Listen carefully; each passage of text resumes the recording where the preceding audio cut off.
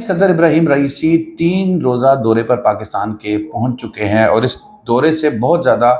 توقعات وابستہ کی جا رہی ہیں، لیکن دوسری طرف ہمارا جو منافقانہ رشتہ دار ہے امریکہ،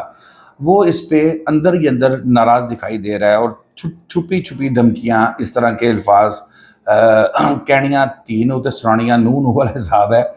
وہ کر رہا ہے۔ لیکن اس وقت پاکستان کی صورتحال یہ ہے کہ پاکستان امداد سے زیادہ سرمایہ کاری میں انٹرسٹڈ ہے، کیونکہ جو ملک کے اندر مسائل ہیں وہ سرمایہ کاری سے ہی حل ہو سکتے ہیں۔ اب آ جاتے ہیں جی پاکستان کے ساتھ۔ اب یہ دورہ بڑا اہم اس وجہ سے بھی ہے کہ جنوری میں اسی سال پاکستان اور ایران کے درمیان میں ایک اس میں کہیں کہ ایک سرد موری سی تھی، ایک جو اٹیک کیا گیا تھا اور پھر اس کا جوابی اٹیک کیا گیا تھا پاکستان کی جانب سے، بھرپور طریقے سے اس کو جواب دیا گیا تھا۔ تو لوگوں کے دلوں میں ایون جو عام آدمی ہے اس کے دلوں میں بھی ایران کے لیے کسی حد تک برائی آ رہی تھی۔ لیکن جب اس کے بعد ایران کی جانب سے اسرائیل کے اوپر اٹیک کیا گیا، میزائل مارے گئے، تو پاکستانی عوام کے اندر جو ہے نا وہ ایک چھوٹی سی وہ آپ سمجھ لیں کہ دراڑ سی آئی تھی، وہ دراڑ فل ہو گئی اور پھر ایک دفعہ ایرانی عوام کے ساتھ، ایران کے لوگوں کے ساتھ محبت جو ہے وہ سامنے آنے لگی۔ ایک امپورٹنٹ چیز یہ ہے کہ دیکھیں پاکستان اس وقت عالم اسلام کی واحد جو ہے وہ ایٹمی قوت ہے، ایٹمی ریاست ہے، اور پھر پاکستان نے ہمیشہ بڑی ذمہ داری کا مظاہرہ کیا، کبھی بڑے الزامات لگے، لیکن کبھی ایسا نہیں ہوا کہ ہماری طرف سے کوئی ایسا ہو کہ جی ایٹم بم کا فارمولا کسی کو دے دیا، کوئی اس قسم کی نہ دھمکی دی گئی نہ کچھ ہوا۔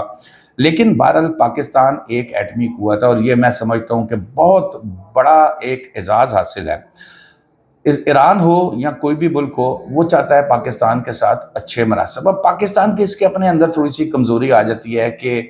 کمٹمنٹس کرتے ہیں، پھر پریشر آتا ہے، پھر تھوڑا سا گھبرا جاتے ہیں۔ لیکن پاکستان کی جو اہمیت ہے وہ نہ صرف پوری دنیا میں بلکہ خصوصی طور پر جو اسلامی ممالک ہیں، جیسے میں نے آپ کو بتایا کہ پہلا پاکستان کا جو ہے نا یہ واحد ایٹمی طاقت ہے۔ ہم ٹیکنالوجی کے حوالے سے اپنے لوگوں کی ہم نے استعمال کیا، ہم نے ایٹم بم بنایا، ہم نے کسی کی کوئی مدد نہیں لی۔ اب یہ امپورٹنٹ چیز جو ہے نا، یہ جیسے میں یہ تو آپ کو پاکستان کا تعارف اس کی تو ضرورت نہیں ہے، آپ سب کو پتہ ہی ہے۔ اچھا جی، پھر یہ بھی میں نے بتایا کہ جی اس میں سعودی وفد آیا تھا کچھ روز پہلے، اچھا اس کی جانب سے بھی 10 ارب ڈالر کی سرمایہ کاری جو ہے وہ پاکستان میں کی۔ جیسے میں نے آپ کو بتایا کہ سرمایہ کاری اور ڈونیشن امداد،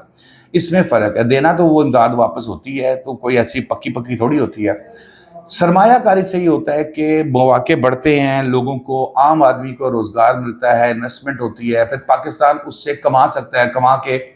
جو پاکستان میں انویسٹر ہوتا ہے وہ اپنی کمائی وہ وہاں سے وہ خود کر رہا ہوتا ہے۔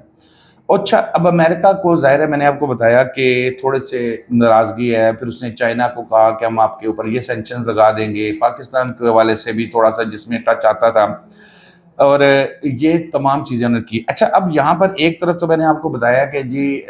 پاکستان اور اس میں ایران کے درمیان میں بھی ہوا، پھر ایرانی صدر کا بھی یہ پہلا دورہ ہے، یعنی کہ وہ ایران سے فرسٹ ٹائم نکل رہے ہیں۔ اسرائیل کی جو ان کے اوپر اٹیک کیا تھا، اسرائیل کے اوپر اٹیک کیا تھا، اس کے بعد یہاں پر جو ایران کے صدر ہیں وہ اس وقت جو ان کا پلان ہے وہ یہ ہے کہ آج رات کو وہ صدر پاکستان کی طرف مہمان ہیں، ڈنر کریں گے، دوپہر کو ان کو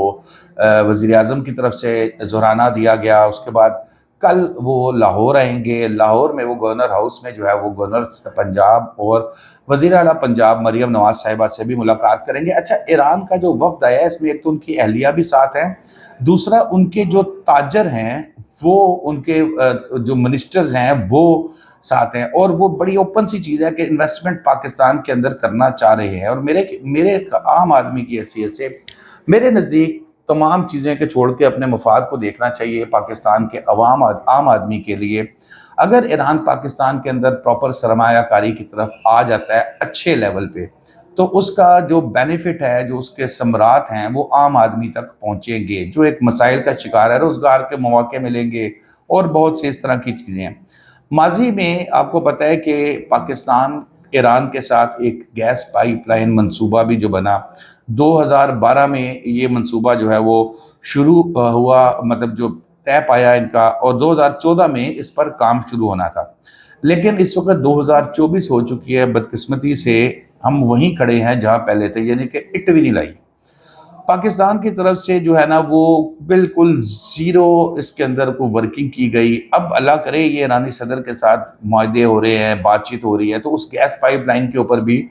مطلب اس پہ ورکنگ کیا جائے، کیونکہ چائنا بھی اس وقت بھاری انویسٹمنٹ کر رہا ہے، ایران میں بھی کر رہا ہے، افغانستان میں بھی کر رہا ہے، پاکستان کے ساتھ تو اس کا ہے ہی ہے مراسم۔ جب یہ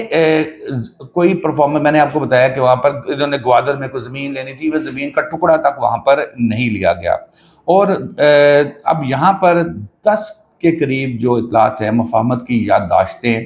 ان کے اوپر دستخط کیے جانے ہیں۔ تعلقات اس سے امید ہے کہ بھارت ایران کے ساتھ ہمارے مزید مستحکم ہوں گے۔